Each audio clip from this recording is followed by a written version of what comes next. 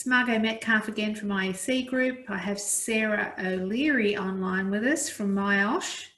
Hi, Sarah. Hi there, how are you? Good, good. Now, Sarah's going to be talking to us about how work safety impacts profit, performance and culture. It's a pretty important topic. Organisations are constantly reminded that health and safety failure is expensive. And whilst that is true, there are benefits to health and safety success that go beyond cost avoidance. Now, as you know from previous sessions, the live Q&A panel, you ask your questions there. Of course, you can go into the discussion forum and have a little chat amongst each other.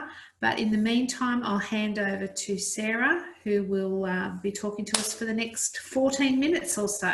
Thanks, Sarah. Thank you, Margot. And thank you everyone for joining the presentation today. I'm hoping to provide an overview of how good workplace health and safety can impact your organisation in different ways. Firstly, profit, what to expect in terms of a return on investment, performance, productivity, and finally, workplace culture. And I've thrown in a few other little reasons at the end too. That's basically workers' comp and reputation. I'll also have a download link for you to access the full research white paper. I'm not sure where to share that at the moment. We'll have a look towards the end. The myosh team produced this research paper so that HSC professionals could share this information with the C-suite, with their directors and business managers. So on we go. Let's start with the return on investment. Typically, the benefits of health and safety systems are framed in terms of cost avoidance. Organisations are constantly reminded that health and safety failure is expensive. And whilst this is certainly true, there are benefits to health and safety success that go beyond cost avoidance. Today, successful organisations view safety as an asset and health and safety spending as an investment. This is because a safe workplace adds measurable business value and can drive tangible improvements in performance, profit, and culture. In October 1987, Paul O'Neill gave his now famous first speech as CEO of Alcoa, stunning shareholders by announcing that the company's primary focus would be on worker safety over profits, and investors were understandably spooked. However, O'Neill was at the company for 13 years after this announcement, and in that time, Alcoa's income increased fivefold. According to data from the NSCA, Alcoa's annual earnings also went from 20 cents per share to $1.41 in the 5 years between 94 and 99. The company's sales also grew an average of 15% per year. This notion that safety is good for business is not a new concept, but it is one that is gaining increasing traction as more in-depth research is released. Now, just a note, I'm going to mention quite a few studies in this presentation. That the link that I share has the links to all those studies that have been conducted over the years. So a study conducted in Geneva in 2011 by the International Social Security Association calculated the return on investment of health and safety spending at 2.2. The researchers said that while occupational health and safety was a statutory obligation for employers and that was beneficial to employees, it was also equally a factor for business success. Other studies have this number even higher. In fact, a Comcare paper reveals an average return of $5.81 for every dollar invested by companies into workplace health programs. It also found the average worksite health program decreased sick leave, absenteeism by 25.3%, decreased workers' compensation costs by 40.7%, and decreased disability management costs by 24.2%. Specific microeconomic benefits are outlined in this table on your screen. Another study analysed the stock market performance of companies recognised for their health and safety and found an average annual return of 6.03%, well above the market average of 2.92. The researchers said the evidence was there to support the concept that focusing on the health and safety of a workforce is good business. Engaging in a comprehensive effort to promote wellness, reduce the health risks of a workforce, and mitigate the complications of chronic illness within these populations can produce remarkable effects on healthcare costs, productivity, and performance. So reason number 2, impact on performance and productivity. Too many organisations still believe they have to choose between safety and productivity, that health and safety directives exist to stifle the productivity within an organisation. But safety and productivity are not competing ideals. You do not need to sacrifice one in order to achieve the other. In fact, the research is overwhelmingly of the view that safety is productivity. Part of this is that productivity loss associated with bad health and safety. Injured workers don't produce anything. Similarly, workers on reduced duties, employee retraining, damaged machinery, and allocating resources to investigation are all drains on efficiency. But do good health and safety practices translate to actual boosts in productivity?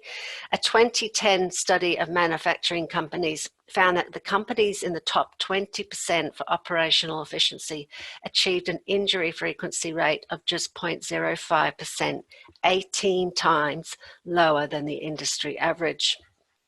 Lockheed Martin, one of the largest companies in the aerospace and defence industry, found that following safety procedures at their Paducah plant earned them a 24% increase in productivity and a 20% reduction in factory costs. An investment in health and safety is also a direct signal to your employees that you care about their well-being.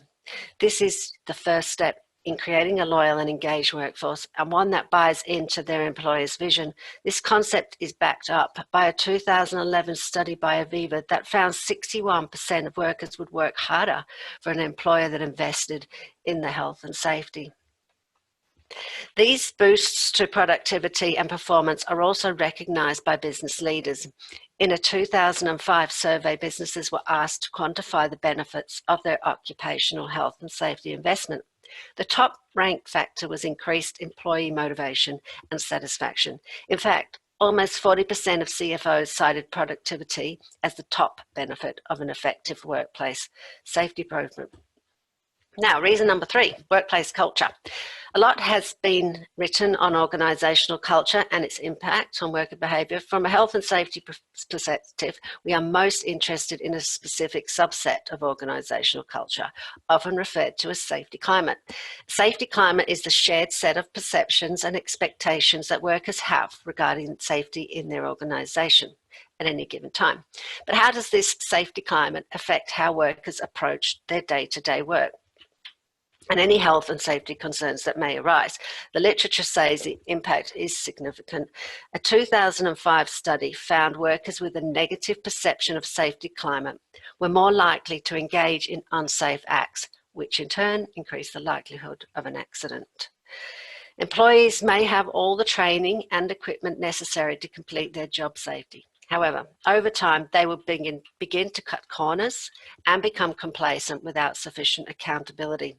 Similarly, the same study found workers who perceived job insecurity, anxiety, and stress within their organisation experienced a drop in safety motivation and compliance and recorded a higher accident rate. Such a negative safety climate can quickly become toxic and greatly increase the risk of incidents. If workers don't consider safety an organisational priority, then they are unlikely to treat it as such. A recent survey of Australian workers found 1 in 10 were afraid to report a safety breach over fears it would cost them their job, and 1 in 5 said they had made a safety complaint that was never acted on. Furthermore, an alarming 17% of respondents said a colleague had been fired after being hurt in the workplace. But this sort of negative safety climate can be reversed when management implement a top to bottom safety focus. Once workers trust that safety is an organisational priority, they begin to take ownership for safety related issues and a culture of safety begins to form. And the benefits that come from that are significant. The same 2005 study found workers with a positive perception of their workplace safety registered fewer accidents. This study also found that safe work behaviours were directly linked to whether an employee thought their employer was concerned about their well-being. So reason number 4, workers' compensation costs. workers' compensation are the costs, business costs most directly linked to health and safety. Companies can see drastic reductions in these numbers if they can reduce their claim costs compared to other companies in the same industry and with similar risk profiles. Insurance carriers also offer substantial discounts to businesses that can demonstrate a strong safety record and commitment to helping injured workers return to work. According to the Occupational Health and Safety Administration, successful health and safety programs reduce injury and illness costs by 20 to 40%. Harley-Davidson famously went from spending $6 million in workers' compensation in 2013 to $600,000 in 2016 after a renewed safety focus. Similarly, the Adecco Group saved millions in their workers' compensation premiums after a successful health and safety software implementation, which saw them reduce their lost time injury frequency rate by 67%.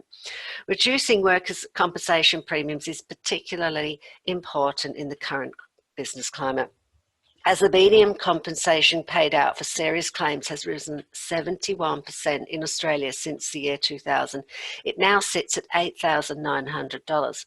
And as these compensation payouts continue to rise, insurance providers will continue to raise their premiums. And finally, reason number 5, your reputation. Today's information is spread at the touch of a button, and the modern public demand accountability and transparency. Rather than shy away from this, successful companies take advantage of it. Health and safety initiatives are used not only to avoid a bad reputation, but also to build a good one. The companies at the forefront of this thinking treat their health and safety reputation as a business asset. They have built their success on a strong reputation for doing the right thing, and they like to report on it. This speaks to the notion of corporate social responsibility, CSR.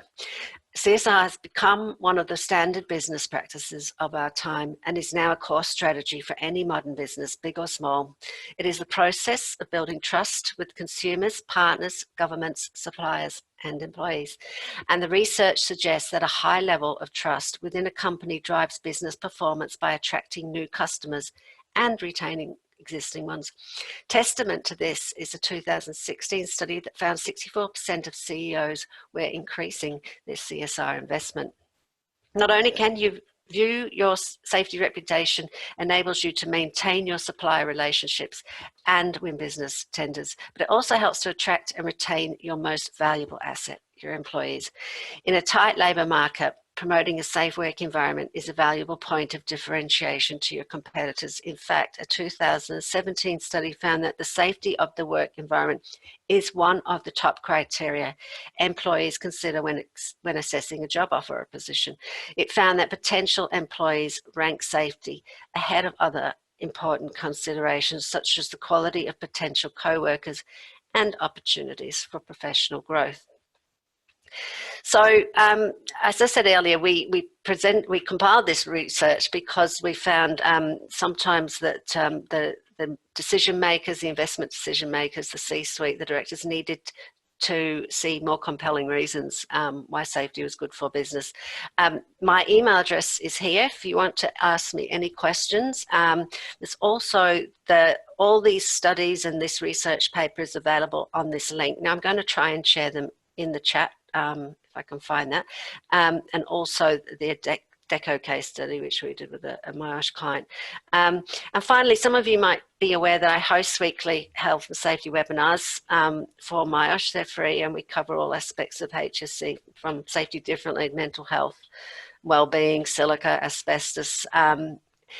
So I hope we can see you at one of those events, and we also have a lot of web-based HSC resources. I'll try and share some links, but I'd like to thank everyone for joining me today, and I hope the rest of this eventful day goes well for you.